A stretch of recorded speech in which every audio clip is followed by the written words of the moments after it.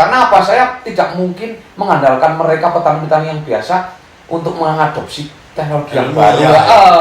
Kalau saya tidak bisa memulai, siapa lagi? Tapi kan walaupun nggak basicnya pertanian, Pak Agus kan kreatif Pak. Mau berusaha mengembangkan, membuka wawasan kan gitu istilahnya. Pak Kumis, yoi, bisa dimulai? Oke.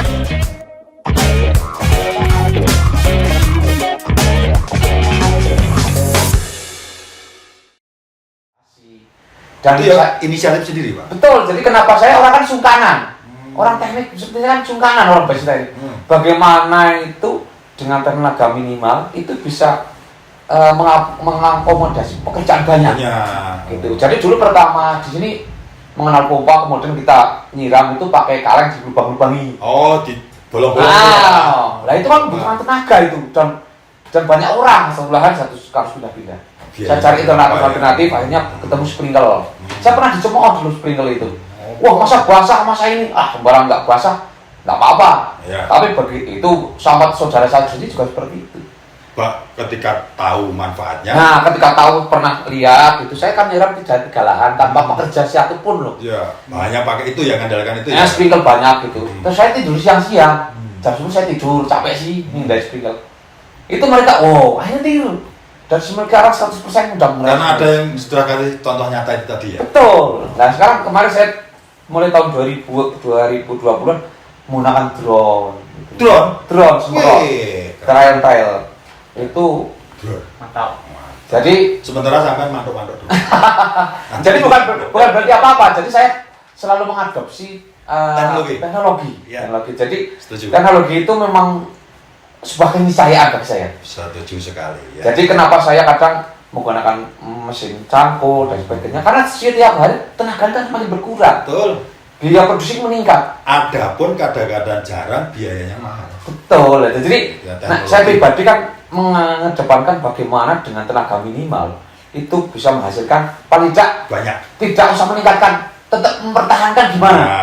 Kalau meningkatkan kadang-kadang kita terlalu banyak berpikirnya terlalu tinggi. Mempertahankan yang sudah ada. Ya. Jadi kembali lagi tadi masalah petani kadang kumat terus enggak diambak dengan masalah mata. Itu petani siapa dulu? Nah, kalau saya setuju Pak. Jadi setuju pola pikirnya Pak Agus atau mindsetnya itu tidak petani zaman dulu. Ketika mbah-mbah kita. Betul. Pola pikirnya kan pola pikir ya begitu-begitu saja awal. Sekarang kan semua teknologi kan ada. Tinggal kita maunya bagaimana gitu ya Pak Agus ya. Nah makanya Pak Agus dan teman-teman tadi yang merasa daerahnya potensinya belum dikembangkan sehingga cari literasi ke sana ke sini, coba dan sebagainya sampai sarjana aja sekarang terjun sendiri karena mengupayakan supaya daerahnya bisa lebih maju gitu ya Pak. Lah saya dengan teman-teman kan gini, kalau semuanya yang pinter-pinter nanti keluar bekerja, nanti yang memperhatikan kita siapa orang tua? Adanya di kampung kan orang tua. Betul. Jadi orang tua, anak kecil, dan desanya ya tetap saja nggak berkembang. Iya. Sampai saya pernah berbicara gini, ketika kita dididik yang muda-muda kan aware dengan teknologi itu tanpa dibantu apapun mereka akan berkembang. Karena mereka ketika punya kemampuan, bisa efisien, produktivitasnya tinggi, otomatis dia kan punya uang untuk membangun fasilitas yang ada, gitu loh. Dan outputnya nanti ya memang dalam arti kalau di desa kadang-kadang terlalu terlena dengan sekarang pendidikannya kurang diperhatikan memang. Padahal saya sudah menganjurkan sekolah itu penting. Sekolah itu penting. Bagaimanapun punya potensi ketika tidak belajar sekolah tidak punya ilmunya. Tidak ilmunya. Tidak bakalan bisa maju kan. Betul. Jadi tetap ibaratnya kalau saya gini, prinsip saya ya dari dulu itu ketika kita punya banyak senjata maksudnya ya. Yang mungkin kita silat ya butuh, pisau butuh, gergaji butuh, parang butuh, mungkin gergaji butuh. Kan tinggal musuhnya. Mau apa? Ya, kalau butuh silat kenapa harus benso? Nah itu gunanya pendidikan kayak gitu. Jadi permasalahan-permasalahan. Jadi skala prioritas. Nah betul. Jadi itu cara berpikirnya kan lain. Ya kalau menurut penghasilan dan sebagainya, ya kalau di horti ya kalau nggak ada hasilnya saya juga bukan orang yang caranya tidak idealis lah. Saya tetap idealis. Kalau nggak menguntungkan saya nggak mungkin bertahan sampai sekarang. Dan melepaskan yang dulu-dulu jadi pekerjaan saya. Iya. Gitu. Sudah dikalahin yang dulu-dulu dilepaskan demi memajukan Pertanian. Kalau tidak ada keuntungan pemasukan buat apa? Buat apa, betul. Itu perlunya apa ilmu yang untuk meningkatkan tadi dengan belajar ilmu. Pokoknya selalu belajar. Belajar dan belajar. Karena bertani itu nggak ada pinternya. Karena umumnya ya saya menggunakan SOP. Makanya ketika saya tanya SOP, itu kan SOP nggak bisa baku. Betul. Mungkin musim ini menggunakan SOP ini ya, pupuknya sekian, dosis NPK sekian, kemudian spraynya sekian dengan dosis per drum sekian. Kita terapkan di musim belum sih berhasil. Ya tapi kadang-kadang itu teori itu kalah dengan kenyataan di lapangan. Kan kita harus fleksibel kan, Pak. Betul. Makanya kalau saya dengan petugas-petugas teman-teman pesida, pupuk apa, saya menganjurkan gini, kalau mau trial ya di daerah sini ya, 3 tempat dan 3 musim. Jadi tahu gitu ya, Pak. Benar. Ketika saya dulu pasnya bagaimana? Iya. Jadi memang bisa diambil secara ilmiah itu jadi peruncakan. Ya, jadi pertimbangannya ada. Dan sekarang nyemprot CS bagus di lahan. Kan belum tentu itu pas cuacanya atau pas memang musimnya apa bibitnya yang bagus itu loh. Nah. Oke.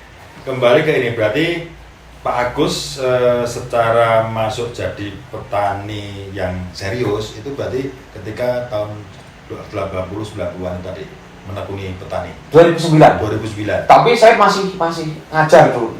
Sambil ngajar apa.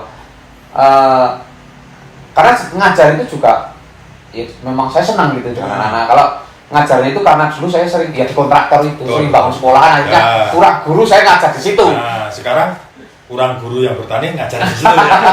Ya memang ya itu mungkin jiwa sih, jadi karena orang tua saya memang ya aktivis apa panggilan jiwa. Kalau nggak ada seperti itu kelalahannya nggak ada. Kita itu memang kalau ada panggilan jiwa ke situ walaupun basic bukan pertanian, tapi kita itu tetap terpanggil, Pak. Bagaimana kita bisa memberikan masukan ke orang lain dan lain sebagainya. Terus kembali Pak, yang tadi tahun 2009 berarti secara umum petani. Itu pertaninya masih bermacam-macam termasuk tembakau atau termasuk enggak, jadi sudah mulai hortikultura. Kalau tembakau tuh saya terakhir nanam itu sekitar 93-94.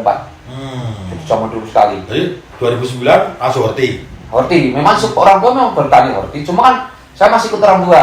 Membantu ya? Membantu. Jadi karena saya bekerja, kadang saya ya walaupun sih membantunya saya memang dari dulu ya tidak. Saya jujur aja Pak ya, saya petani, tapi suruh nyangkul apa semua nggak bisa memang. Jadi suruh buat, ya saya bisa ngatur, tapi saya tidak bisa melakukan. Instruktur. Maksudnya gini, dalam arti memang saya berpindah itu orang teknis kan berusaha itu memudahkan itu. Tapi kan tidak hanya ngomando, tapi ada bisa terjun sendiri saya. Ada dasarnya kan Pak? Betul. Ada diterapkan juga bagus kan? Ya, itu. Kenapa saya harus jaritan ini apa ya 70 kali 40 itu bisa saya jelaskan gitu gitu. Alasannya apa? Kenapa harus seperti itu? Bukan hanya nyuruh ini. Nggak tahu alasannya. Kita tanya, ya gitu Pak.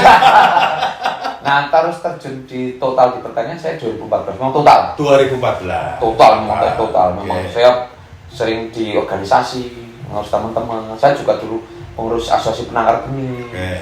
Ya, terus pendampingan advokasi petani.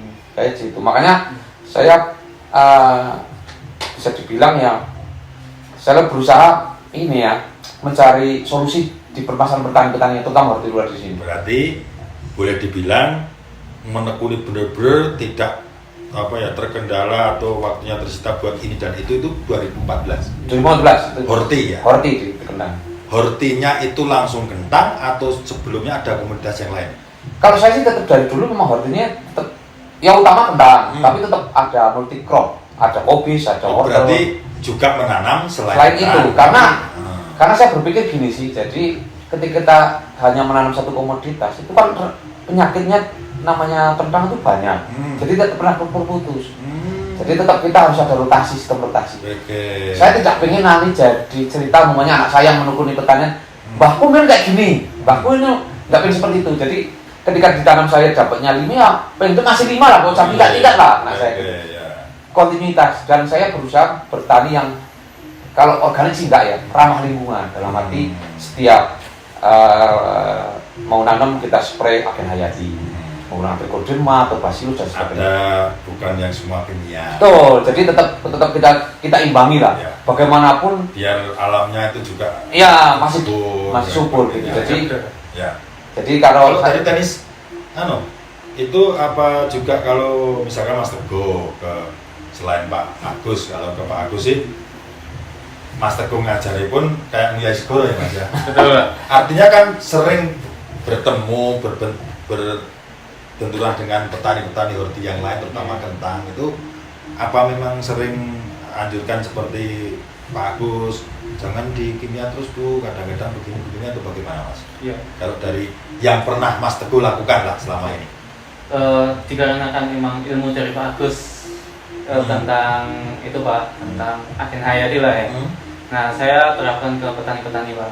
Jadi kayak misalkan saya anjurkan ke kayak trichoderma, bacillus. Kebetulan kita punya ya namanya Trichoplus ya. Betul. Apalagi kan memang di daerah Banjarnegara ada petugasnya sendiri. Nah, itu juga lagi mengagumkan tentang trichoderma. Oke, ya. Oke, berarti kan nyambung nih ya antara statementnya Pak Agus dengan apa yang dilakukan Mas Teguh sebagai petugas lapang ini nyambung istilahnya. Kemudian gini Pak, yang kembali Pak Agus, ini nanti di akhir-akhir aja, biar dia gini-gini, ilmunya segini masalahnya. Ya enggak suka lah, Enggak ya, coba banyak kamu daripada saya. Saya makanya tanya.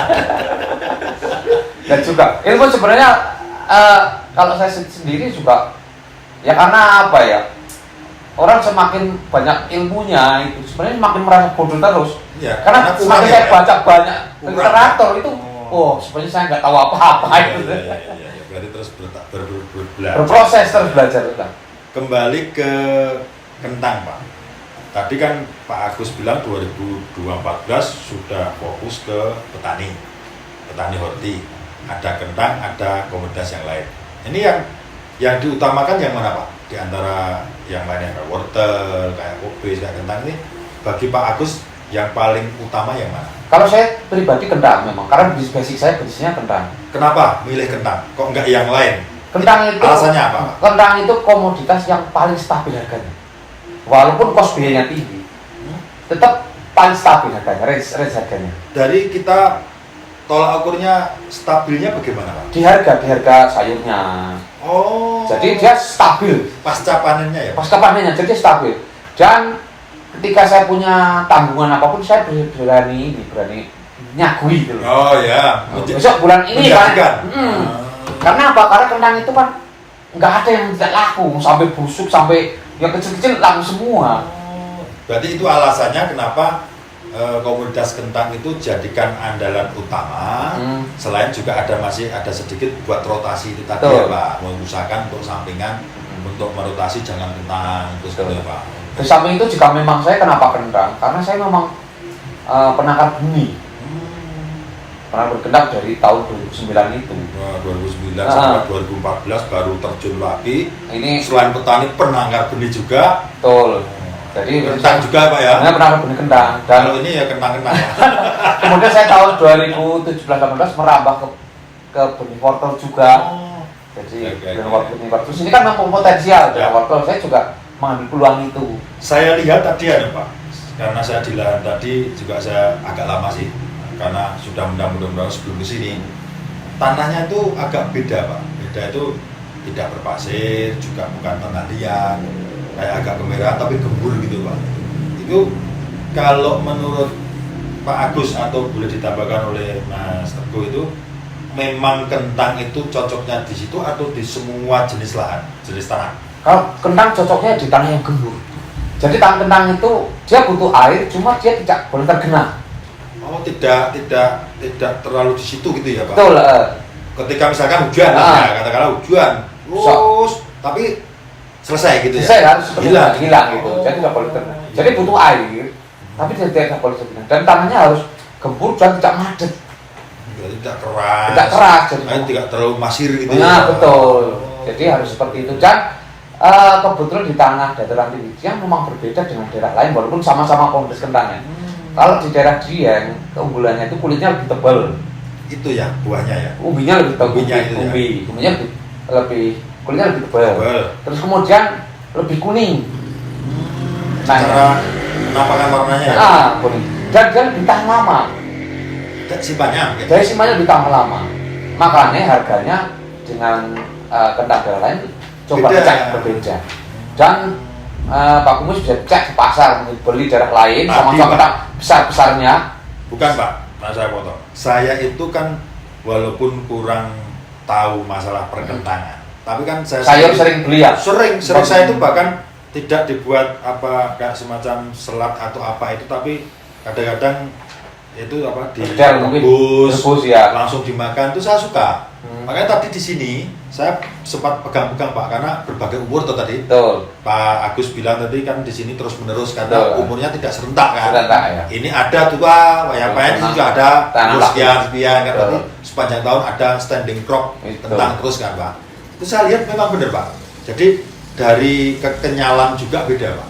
Mungkin karena kulitnya lebih tebal itu tadi ya Pak. Sehingga kekenyalannya agak beda dengan yang lain. Ya memang mungkin kandungan sulfurnya atau mungkin tanahnya memang tanahnya itu ya. Ya, tanahnya memang ya mungkin diberi keistimewaan di daerah dataran tinggi ini. Ya. Dan itu walaupun sama-sama benihnya mungkin benih dari biji ya. Ya. Granola ditanam daerah sini, nanti ditanam daerah mungkin Magelang atau di Brebes. Itu berbeda nanti.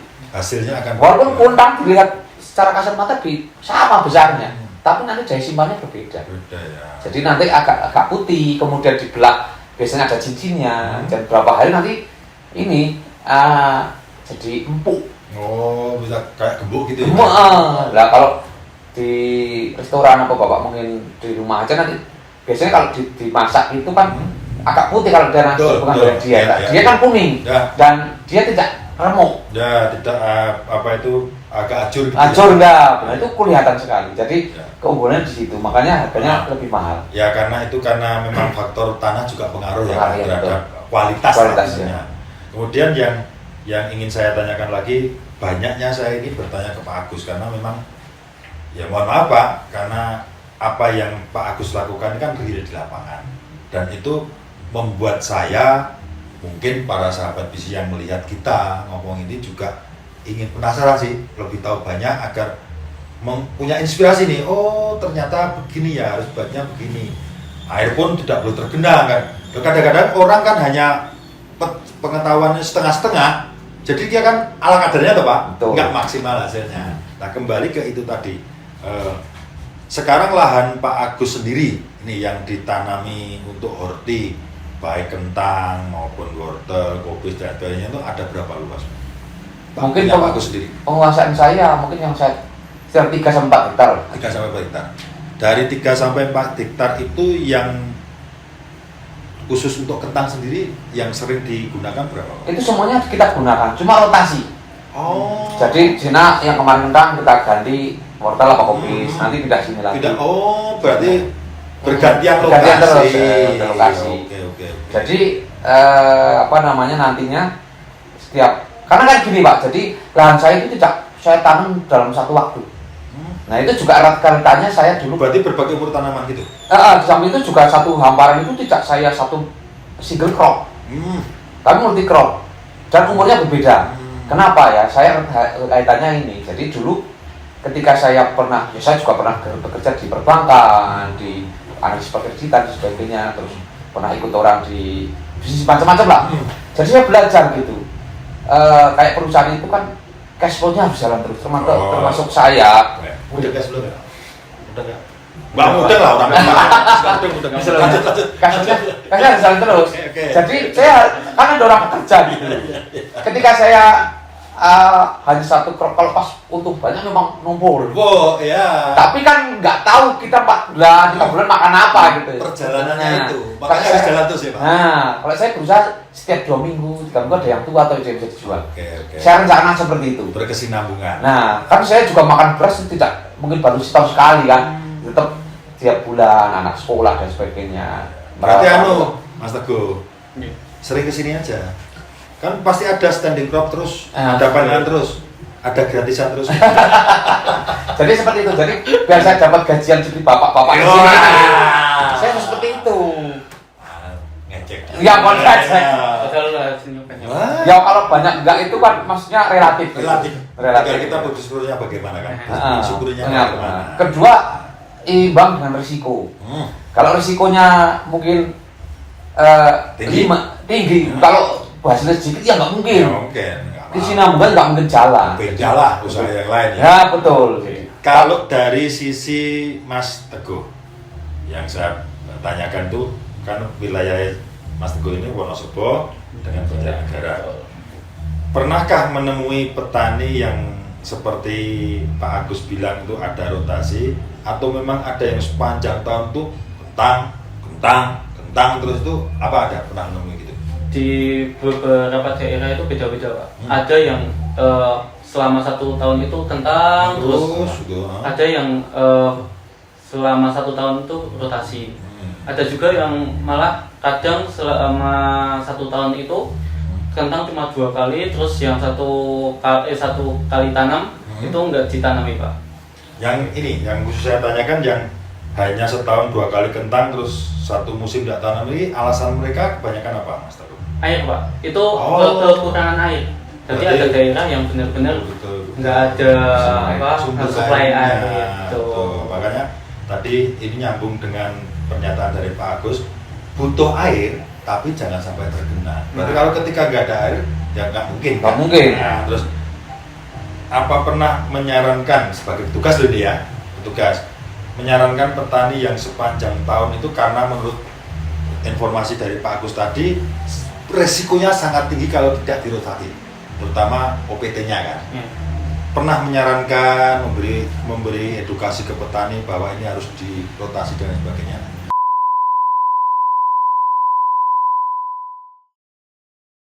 Kalau di luar kendala alam itu yang antara mungkin hama atau penyakit yang paling petani takut sama kentang itu yang apa Pak? Alhamdulillah layu di daerah sini sudah jarang lah orang bilang. Iya benar. Jadi kita lihat tadi nah maksudnya sudah kita upayakan. Kalau tanahnya memang endemis layu, tanamnya di musim kemarau harusnya.